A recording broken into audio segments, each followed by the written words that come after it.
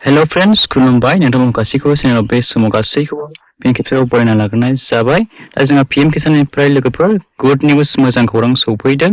दा जोंहा PM किसाननिफ्राय latest updates फैदों।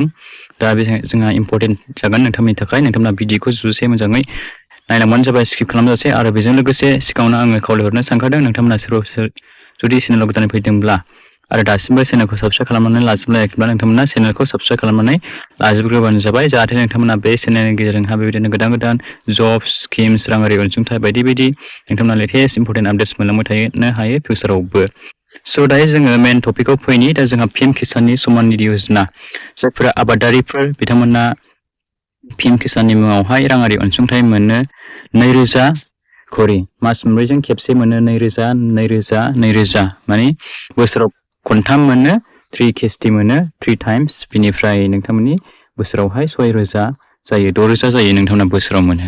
दा जायफोरा नंगुबै आबादारिफोर बिथांमोननि थाखाय बे मोजां खौरां सौफैलायबाय PM किसाननिफ्राय। दाख्लि बावैसो जोंहा PM किसाननि रांखौहाय जोंहा 20 जुनावहाय होगोन होननानै अफिसियेलि डेट ओंखारदोंमोन। दा बेयो फेक जानानै थांबाय, मानो होनोब्ला जोंहा 20 जुनावहाय बिथांमोना होनो हायाखिसै, बिथांमोना खोथा होनाय बायदि। दा जोंहा PM किसाननि पर्टेलावबो अफिसियेल डेट फैखायाखैमोन। दा थेवब्लाबो जोंहा नैबे जुन दानावनो मोनगोना रोखाखा, मानो होनोब्ला नोंथांमोना मिन्थिखागौ जुन दानजों जोंहा मास मोनब्रै जाबायानो। दा जोंहा मोनसे आसा खालामनो हाबावो। दा जोंहा 19 इनस्टलमेन्टखौबो जोंहा 24 फेब्रुवारियाव सोदोंमोन, आरो जोंहा नैबे 29 जुनावहाय नोंथांमोना आसा खालामनो हायो दै लोगोफोर बे PM किसाननि 20 इनस्टलमेन्टनि फैसाखौहाय। मानो होनोब्ला जोंहा मन की बात होननाय मोनसे प्रग्राम दङ।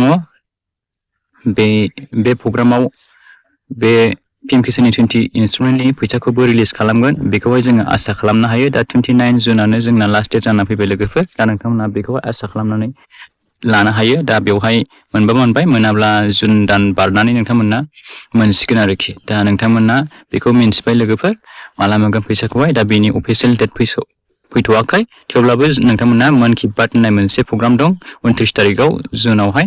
दा बेवहाय नोंथांमोना आसा खालामनो हायो। दा जोंहा माखासे इम्पोर्टेन्ट आपडेट्सफोर दंबावो लोगोफोर। फैबाय थानाय 20 इनस्टलमेन्ट फैसाखौ मोननो थाखाय नोंथांमोना माखासे खामानि मावना लानाया गोनांथार दै। जेरैहाय EKYC, नोंथांमोना EKYCनि खामानिखौ मावनांगोन। जेरैहाय नोंथाङा बेवहाय नोंनि आधार नाम्बारखौ होदो, सार्च खालामदो, अब्लानो नोंनि EKYCआ दान जागोन। जुदि नोंथांनि आधार बेंकआ लिंक गैयाब्ला बे जानाय नङा दै लोगोफोर। बेनिखायनो नोंथांमोना आधारजों बेंकआव थांनानै लिंक खालामनानै लाथारबानो जाबाय। आरो जुदि नोंनि EKYCआ मबाइलजों अनलाइन जायाब्ला नोंथांमोना मा खालामनांगोन, अनलाइन जायाब्ला जुदि नोंथांमोना अफलाइन खालामनांगोन दै लोगोफोर। अफलाइन नोंथांमोना खालामनांगोन CSC सेन्टाराव थांनानै, अफिसावहाय एग्रिकालचार अफिस थायो डिस्ट्रिक्टआव, बेवहाय थांनानै नोंथांमोना खालामहैबानो जाबाय। दा बेनिफ्राय जोंहा गोबां इम्पोर्टेन्ट आपडेट्स दंबावो PM किसाननिफ्राय। नोंथांमोननो आङो बेखौहाय मिन्थिहोहरनो सानदों जे नोंथांमोना फैसा मोननायाव जाहाथे थाबथाया। दा नोंथांमोना न' इउर स्टेटास नोंथांमोना बेखौबो नायनांगोन लोगोफोर। नोंथांमोना बेखौबो थिक खालामनानै लानांगोन। बेखौहाय आं खिन्थाहरनो, नोंथांमोननि बियो गासै लेन्ड सिडिं माने बे नोंनि हानि लेखाया बे गासैबो क्लियार जाजोबनांगोन दै। येस थानांगोन बेहाय थिकसिन। ओमफ्राय EKYC स्टेटास आं दहाय खिन्थाखादोंमोन ना, आधार नाम्बार होननानै सार्च खालाम होननानै। EKYC दान, नोंथांमोना बेखौहाय अनलाइनबो मावना लानो हागोन। जुदि नोंथाङा अनलाइन जायाब्ला नोंथांमोना मा खालामनांगोन, CSC सेन्टाराव थांनांगोन होननानै आं दहायनो सिगाङाव खिन्थाहरखादों। EKYCनि खामानिया बेनो। दा आधार बेंक सिडिं एकाउन्ट, बेखौबो आं दहाय सिगाङाव गिबियावनो खिन्थाहरनाय जाखाबाय।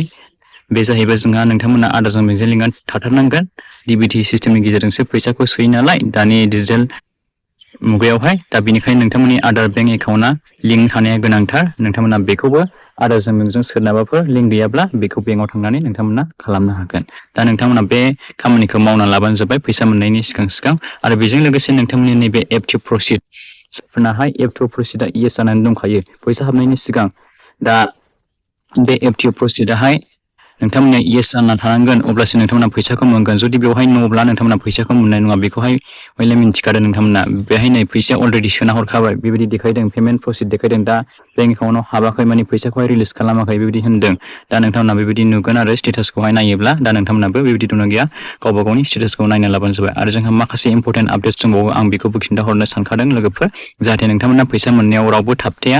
जेब्ला PM किसाननि 20 किस्तिनि फैसाखौ रिलिज खालामो गभर्नमेन्टआ, अब्ला नोंथांमोना फैसाखौ मोननो हायो बयबो। बेनि थाखाय आङो माखासे आपडेट्सखौबो नोंथांमोननो खिन्थाहरनो सानखाबाय। जोंहा फैसा सोनायनि सिगां माखासे गोदान लिस्ट बानायो दा बे लिस्टफोराहाय नोंथांमोननिया थाजोबनांगोन अनलाइन डाटायावहाय दा नैबे बेनिफिसियारि लिस्ट बेवहाय नोंथांमोना क्लिक खालामना हो दानिया नोंथांमोना बेवहाय नुदों नै सेलेक्ट नोंथांमोना बेवहाय नुदों स्टेटखौ ओमफ्राय डिस्ट्रिक्टखौ सेलेक्ट खालामदो गावबा गावनि डिस्ट्रिक्टखौ सेलेक्ट खालामबानो जाबाय गावबा गाव डिस्ट्रिक्ट बबेयावहाय गोलैयो ओमफ्राय नोंसिनि डिस्ट्रिक्टआ मा गोलैयोनो सब डिस्ट्रिक्टखौ खालामदो ओमफ्राय बिनिफ्राय भिलेज नोंथांमोननि भिलेजखौबो गावबा गाव सेक खालामनानै लादो नैबेवहाय चइस खालामनानै सार्च खालामनांगोन दै नोंथांमोनाहाय दा आं बेवहाय जायखिजाया मोनसे खालामबाय आरोखि डाटाखौ नायनो थाखाय दा नै बे बेनिफिसियारि लिस्ट डाटा बियो बे अनलाइन आरो CC सेन्टाराव थाजोबनांगोन बे लिस्टआ दा नै बेवहाय नै नाम्बार 1 बेबायदि होनदों ओमफ्राय नै बेवहाय नाम थागोन ओमफ्राय फिमेल मेल जेन बेबायदि थागोन डाटा लिस्टआ थाजोबनांगोन अनलाइनावहाय बेबायदि डाटा लिस्ट गोदान दिहुनना होयो अफिसनिफ्राय जेब्ला फैसा सोगोन बिनि सिगां फैसा सोनायनि सिगां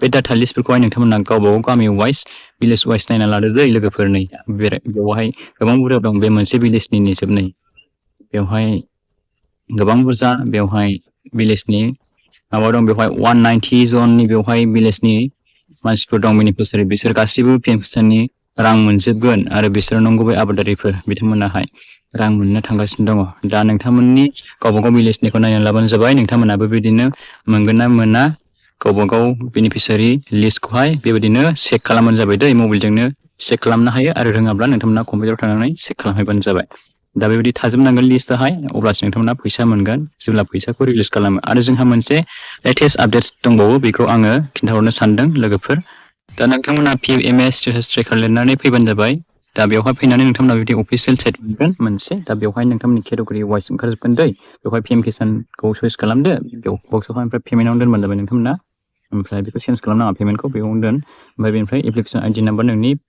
बे एप्लिकेसन ID नाम्बार PM किसानखौ होदो बेनिफ्राय नोंथांमोना मा खालाम लोगोफोर सार्च खालामखांनायनि उनाव लोगोफोर दा नोंथांमोना बेबायदि मोनदों जानांगौ लिस्टखौहाय दा नोंथांमोना नैबेयाव नायबानो जाबाय नै बे पेमेन्ट हाबनायनि बे खय थारिखआव हाबदों बेफोरखौ नायना लादो ओमफ्राय नै बिदि भेलिडेट देखायनांगोन दै लोगोफोर अब्लासो नोंथांमोननिया पेमेन्ट हाबगोन बे 18 इनस्टलमेन्टनि हाबनायमोन दा बेबायदि थानांगोन आरोखि नोंथांमोननि पेमेन्ट स्टेटासाहाय अब्लासो नोंथांमोननि PM किसान पेमेन्टआहाय हाबगोन दा नोंथांमोना गासै मिन्थिजोब्बाय आं गासै माबाखौनो खिन्थाहरजोब्बाय लोगोफोर नोंथांमोननि इम्परटेन्ट खामानिया दंबावो नोंथांमोनाहाय बे उदयनि आधार कार्डनि अफिसियेल साइटआव फैदो फैनानै नोंथांमोना बेबायदि मोनगोन नोंथांमोना बे गेट आधाराव नुदों गाहायाव बिनिफ्राय नोंथांमोना नैबे चेक आधार स्टेटासावहाय क्लिक खालामना होलायबानो जाबाय बेनिफ्राय नोंथांमोना स्क्रल डाउन खालामनानै बेंक सिडिं स्टेटासावहाय क्लिक खालामदो लोगोफोर बेवहाय क्लिक खालामदो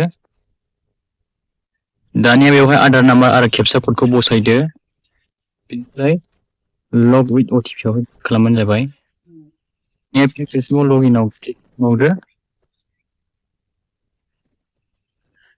दानिया लगिनआव क्लिक खालामखांनायनि उनाव नोंथांमोना मेसेजआव क्लिक खालाम दा नोंथांमोननि नै बिदि थानांगोन दै लोगोफोर नै नोंथांमोना नुखाबायना congratulation your Aadhaar bank mapping has been done मानि नोंनि बेंक एकाउन्टजों आधारजों लिंक दं दा बेबायदि देखायनांगोन नै बेंक सिडिं स्टेटासा मा देखायनांगोननो एक्टिभ बेबायदि देखायनांगोन दै लोगोफोर ओमफ्राय बेंकआ माजों लिंक दंनो इन्डिया पोस्ट पेमेन्टस बेंक बेबायदि नोंनि जाय बेंक एकाउन्टआ आधारजों लिंक दं बेखौ देखायगोन दा नोंथांमोना बेबायदि देखायनांगोन आधारजों बेंकजों लिंक जादोंब्ला आरो जायाखैब्ला नोंथांमोना बेबायदि देखायनाय नङा दा बेखौहाय नोंथांमोना चेक खालामबानो जाबाय उदयनि अफिसियेल साइटआव फैनानै दा नोंथांमोननि स्टेटासा बेबायदि जाजोबनांगोन अब्लासो नोंथांमोना फैबाय थानाय जेब्ला गभर्नमेन्टआ रिलिज खालामगोन 20 किस्तिनि PM किसाननि राङारि अनसुंथाइखौ नोंथांमोना अब्ला मोननो हागोन दा बेनोमोन लोगोफोर माखासे लेटेस्ट इम्परटेन्ट आपडेट्सखौहाय आङो बेबायदिनि गेजेरजों गासैखौबो खिन्थाहरजोबखाबाय दा नोंथांमोना जायफोरनाहाय माखासे आद्रा थानाय खामानिफोर मावनांगौ दङब्ला नोंथांमोना थाबैनो मावना लाखाबानो जाबाय मानोना जोंहा 29 जुनावहाय जोंहा आसा खालामनो हायो जोंहा बेवहाय मन कि बात होननाय मोनसे